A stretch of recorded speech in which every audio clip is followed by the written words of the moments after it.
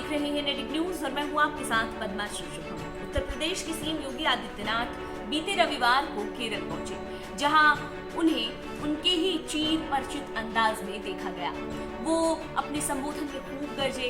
वहां पर उन्होंने अपने संबोधन में लव जिहाद का जिक्र किया, जो कि केरल का एक बहुत ही पुराना मुद्दा रहा है, विवादित मुद्दा रहा है। दूसरी तरफ उन्होंने केरल हाईकोर्ट का जिक्र किया।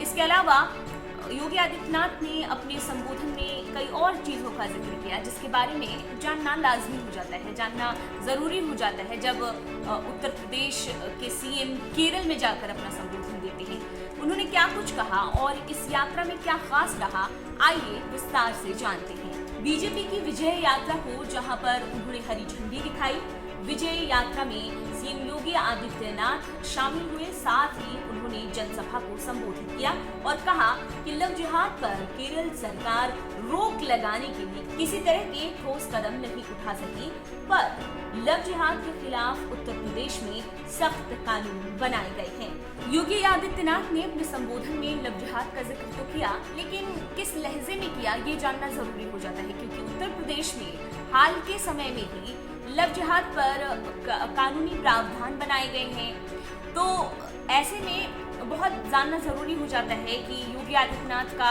उत्तर प्रदेश को छोड़कर और दूसरे राज्यों में या फिर देश के अलग अलग इलाकों में लव जिहाद को लेकर जो फैसला है या जो कानून बनाने का जो रुख है वो किस तरह का है, कितना आक्रामक है, ये जानना जरूरी हो जाता है। तो ऐसे में उन्होंने और आगे क्या कहा, आइए जानते हैं। सीएम योगी आदित्यनाथ ने आगे अपने संबोधन में ये कहा कि केरल हाईकोर्ट ने साल 2009 में लव जिहाद की ओर यहाँ की सरकार का ध्यान खींचा, फिर भी केरल सरकार ने इस तरफ गौर नहीं किया। सीएम योगी ने आगे क्या कहा, अगर उसे जाने तो उन्होंने ये कहा कि केरल राज्य को इस्लामिक स्टेट बनाने की साजिश का एक भाग लव जिहाद है, ऐसा हाईकोर्ट ने कहा था। बावजूद इसके कोई एक्शन हो ही नहीं रहा।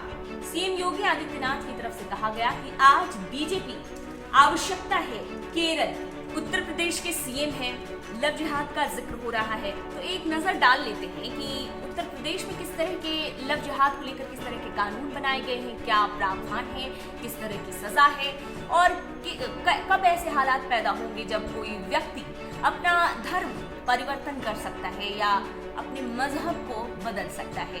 किस तरह के नियम, कानून और प्रावधान बनाए गए हैं, आइए एक बार बहुत ही शॉर्ट तरीके से गौर कर लेते हैं।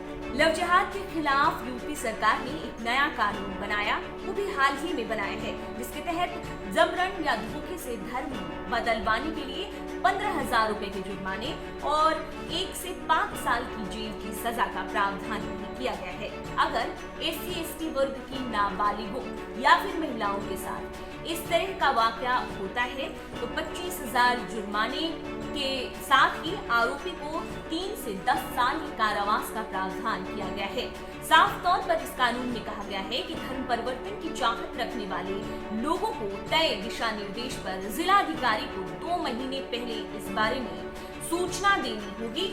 जिसका उल्लंघन हुआ तो 6 महीने से 3 साल तक की सजा दिए जाने और 10,000 रुपए के जुर्माने की राशि और इससे कम की राशि न होने का प्रावधान किया गया है। हमारा ये सेगमेंट आपको कैसा लगा, हमें कमेंट बॉक्स में जरूर बताएं, अपना फीडबैक दें और हमारा वीडियो सबसे पहले देखने के लिए पहले तो हमारा चैनल सब्सक्राइब करें, उसके बाद बेल आइकॉन दबाएं और अगर आप हमें फेसबुक पेज पर देख रहे हैं तो हमारा पेज जरूर लाइक करें। इस सेगमेंट में इतना ही, आप देखते रहिए नेटिक न्यूज। आप देख रहे हैं नेटिक न्यूज, साहस सच कहने का।